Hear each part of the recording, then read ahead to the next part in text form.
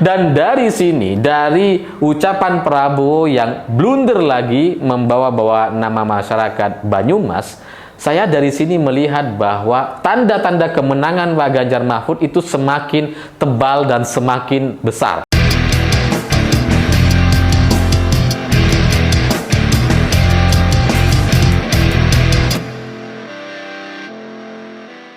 Selamat malam semuanya. Menyambung cerita soal keyakinan saya bahwa Prabowo pasti akan kalah lagi di Pilpres 2024 nanti, itu hari ini semakin terkonfirmasi karena Prabowo blunder lagi.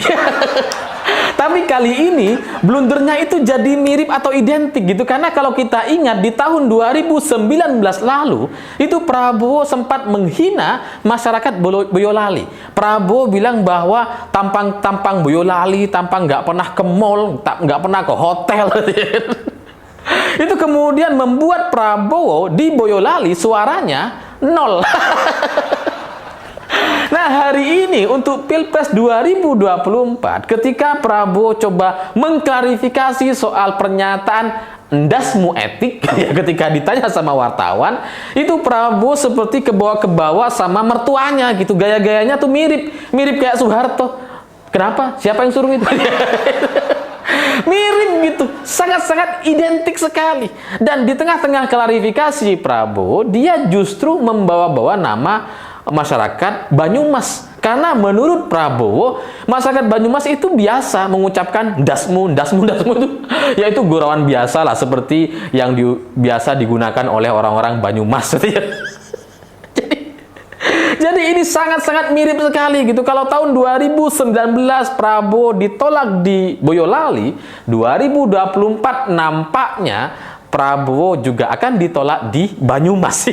Karena dengan pernyataan Prabowo terkait masyarakat Banyumas yang biasa menggunakan ucapan dasmu gitu ya, itu kan menunjukkan bahwa ini adalah sebuah fitnah atau pernyataan yang tidak nyaman untuk didengar oleh masyarakat Banyumas. Seolah-olah masyarakat Banyumas itu biasa mengumpat atau berbahasa kasar seperti itu. Padahal setahu saya masyarakat Banyumas itu bahasanya sangat-sangat lembut sekali gitu ya.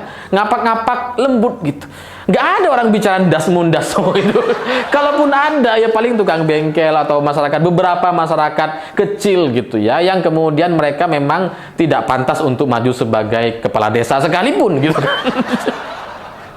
Jadi ketika Prabowo kemarin mengklarifikasi, ini semacam sebagai sebuah konfirmasi bahwa Prabowo nampaknya akan kalah lagi. Karena 2019 dia bermasalah dengan masyarakat Boyolali, 2024 nampaknya, ya kita tunggu saja, sekarang belum gitu ya, nampaknya Prabowo akan bermasalah dengan masyarakat Banyumas.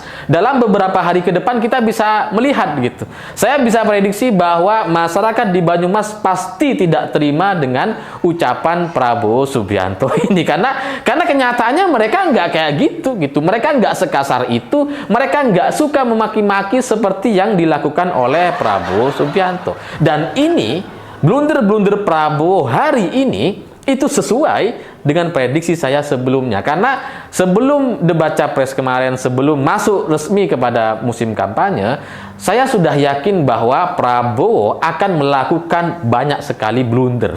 Karena kalau sebelum masa kampanye, itu Prabowo kan bisa ditahan-tahan, bisa di branding, gimmick dan sebagainya, joget-joget gitu ya. Di panggung sendiri dia bisa cukup menguasai gitu.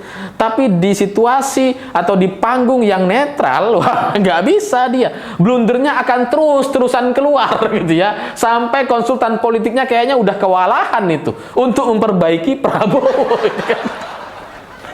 Dan sekarang kejadian gitu. Blundernya banyak sekali.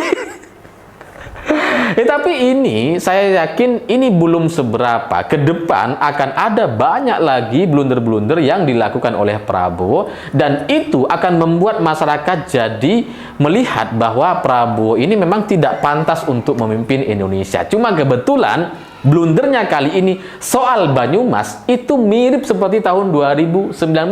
Sehingga bagi saya ini seperti sebuah kode semesta gitu, bagaimana cara semesta bekerja untuk kemudian mengingatkan kita semua bahwa Prabowo masih sama seperti tahun-tahun sebelumnya, sama persis seperti tahun 2019 lalu. Dan dari sini ini saya ingin menyampaikan pesan kepada teman-teman saya yang mendukung Prabowo. Apa kabar kalian? Gimana rasanya mendukung orang yang kalian tolak selama bertahun-tahun sebelumnya? Ya, pasti nggak nyaman kan? Udah, balik aja daripada di sana stres gitu.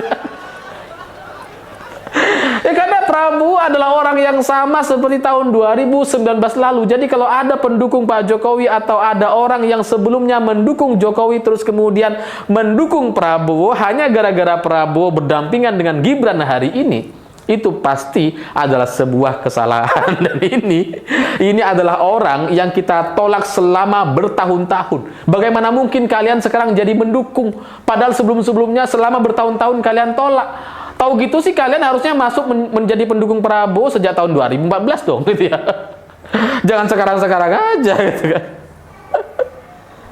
Jadi teman-teman saya, orang-orang yang selama ini mendukung Prabowo, nampaknya kalian harus berpikir ulang karena semesta sudah mengingatkan dan kemudian kalian harus mengambil keputusan.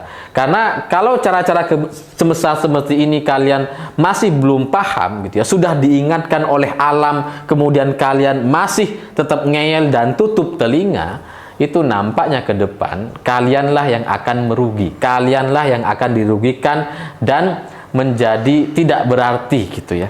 Jadi orang yang sudah kalian tolak, kalian lawan habis-habisan selama bertahun-tahun, itu ternyata adalah orang yang sama, yang sekarang kalian dukung. Kalian sudah diingatkan kalau setelah ini kalian belum juga sadar, belum juga mengubah pilihannya gitu ya, belum juga berpikir ulang gitu, rasanya ke depan kalian akan sangat-sangat menyesal gitu. Karena ya kalau sudah alam yang bekerja, alam yang memberikan kode gitu ya, kalian harus ingat, harus hati-hati.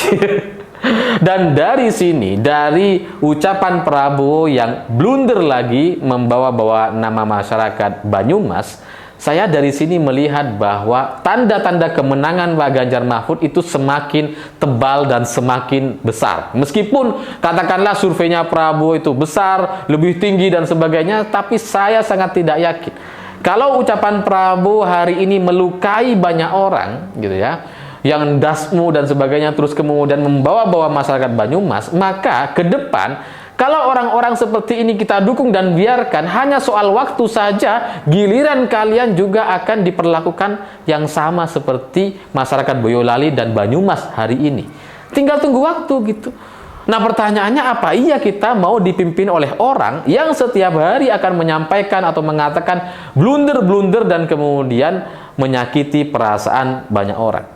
Jadi dari pernyataan Prabowo ini semakin meyakinkan saya bahwa ya Prabowo memang tidak pantas, dan semakin meyakinkan keyakinan saya bahwa Prabowo pasti akan kalah lagi di Pilpres 2024 karena ini sudah cara kerja semesta yang paling luar biasa.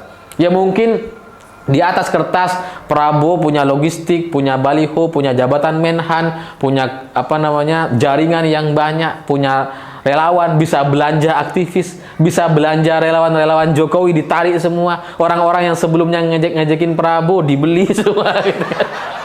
Mungkin bisa, tapi mayoritas masyarakat Indonesia plus alam semesta kayaknya ingin menyampaikan penolakan kepada Prabowo Subianto. Sehingga ya sadarilah bahwa ini adalah sebuah kejadian yang sangat luar biasa, dan saya sangat yakin ini adalah cara kerja Tuhan yang Maha Kuasa melindungi negara ini, melindungi bangsa ini dari pemimpin, dari calon pemimpin yang seharusnya tidak boleh maju sebagai calon pemimpin. Karena nggak punya semuanya. Nggak bisa bekerja gitu ya, nggak punya fisik yang bagus gitu kan.